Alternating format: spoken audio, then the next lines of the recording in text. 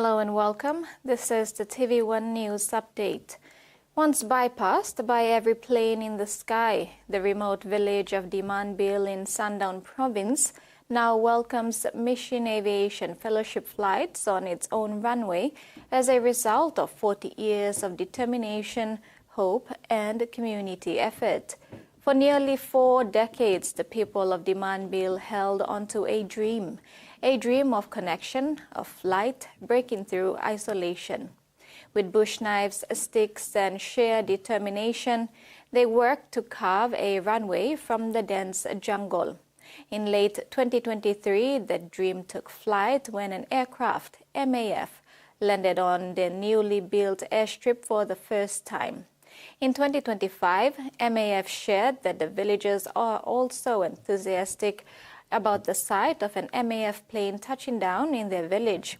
Now, with MAF flights coming in, villagers emphasize that they can see a shortcut to healthcare, education, markets, and hope. As the country commemorates the Remembrance Day tomorrow, 23rd July, parents, teachers, and a JICA PNG office will welcome home the students from Sugeri Primary School who visited Japan to participate in the 2025 Osaka Expo. This transformative journey also had the students visit 2 elementary schools in Japan for cultural exchange and experience. The 10-day trip was conducted from the 13th to the 22nd July. It was organized and funded by the Expo International Exchange Program associated with the 2025 Osaka Expo, which aims to foster continuous international exchange between local residents and participants from Expo countries. Sugeri and Kamikita primary schools have built their relationship via online exchange classes over the past year, and the visit by the Sugeri students marked the first time the students met their Japanese peers in person, turning virtual friendships into real-world connections. The trip was organized by Shota, a JICA volunteer who has served as a teacher at the Sugeri Primary School. Prime Minister James Marpe has appealed to the nation's youth and citizens to exercise self-control and responsible behavior. His remarks come in light of recent incidents that have raised concerns about public order and the impact of unruly behavior on communities and the country's image. Prime Minister James Morapp has lamented all such actions by the youth after the independence event celebration last weekend in Port Moresby could have far-reaching consequences, spilling over and affecting city residents, and of course the continued taint of national image. The Prime Minister emphasized the importance of maintaining peace and order, particularly as the nation prepares for upcoming events and elections. He called on young people to be role models in their communities and to channel their energy into positive endeavors that contribute to the nation's growth and development. The Prime Minister also expressed the confidence in the youth of the country and urged them to foster a peaceful and prosperous nation for all. Freddie Moe, TV1 News. Papua New Guinea annually commemorates Remembrance Day on the 23rd of July, commemorating the courage, sacrifice, and contribution of Papua New Guineans and Allied forces during World War II, particularly in the Battle of the Kokoda Track and other significant campaigns on PNG soil. Tomorrow, as tradition leads, dawn services will be held across the country, including Port Moresby, Midday, Lae, and Wewak.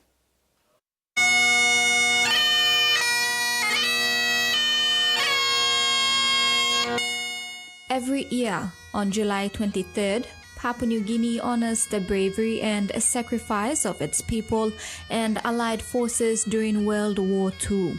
This day marks the end of intense fighting in PNG, especially during the Kokoda Track campaign, where Papua New Guineans played a crucial role alongside Australian soldiers to defend their land from Japanese invasion. Remembrance Day is a solemn occasion to remember those who fought and gave their lives for peace and freedom. Ceremonies across the country include wreath laying, moments of silence, and reflections to ensure that the courage and sacrifices of past generations are never forgotten.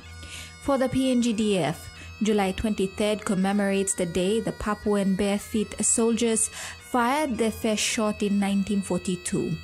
This significant memorial event has grown over the years to not only observe the sacrifices of the men who served their country alongside the Allied forces during World War II.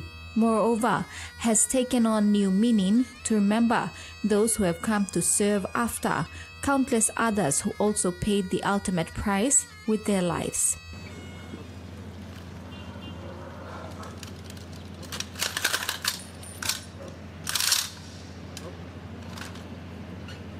Present! Fire!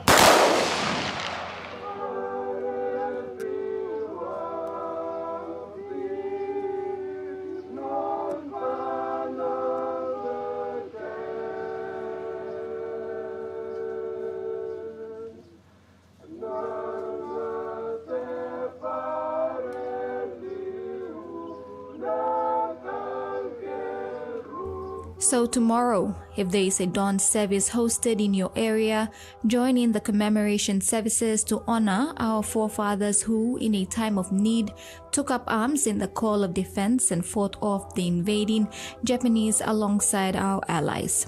More so, this day calls for Papua New Guineans from all walks of life to remember all the members of not just the PNGDF, but the country's disciplined forces altogether, who served and lost their lives in Bougainville and other various deployments at the borders and within the country.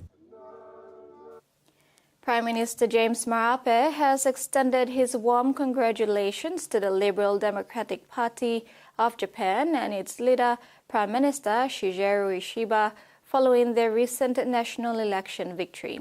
Prime Minister Morapp confirmed he will travel to Tokyo today for an official bilateral meeting with Prime Minister Ishiba. Marpe said it is a great honor to be the first foreign leader given the privilege of being able to pay a courtesy visit and hold bilateral talks with Prime Minister Ishiba under his renewed mandate. Prime Minister Ishiba, widely respected for his diplomatic experience, has recommitted to building strong international partnerships, particularly in the Pacific region. In sports, the implementation of a zero-tolerance policy on ill discipline in rugby league has proven to be beneficial, particularly at the elite national level, the Digicel ExxonMobil Cup. Pathways and development at PNGRL, the Papua New Guinea National Rugby League competition, have established a robust match review committee that has significantly reduced violence and foul play over the last 2 years. PNGRL Head of Pathways and Development, Tony Archer, emphasized that there has been a notable decrease in lifting tackles and instances of striking, such as punches and related confrontations, over the past 18 months. He reaffirmed the commitment to maintaining a stringent stance against foul play. We've got a robust match review process. We're really confident in how it's worked, and it's worked for the last 2 years. And you've all been aware of the significant impact that we've had on cleaning up foul play. There's been great improvements in the area when you watch the games back. There's been significant drops in lifting tackles over the last 18 months. Striking when I arrived here last year was high. It had dropped. Yes, there's a number of striking charges relating to punching for this incident, obviously, but there's been a significant drop in that. We've seen a reduction in the melees where players are coming together. We continue to have a robust approach and a strong approach to foul play, and we won't move away from it. Referring to the recent incident involving players and officials from the Mandi Muruks and Goroka-Lahanis, Archer reiterated that such event is assessed based on its own unique circumstances. We've dealt with this incident on what happened on Sunday. That's how we process our matters. We've got a really strong judiciary code. We've got a code of conduct that all of our players, staff and clubs need to be adhered to, part of their participation agreement, and they're the areas that we looked at.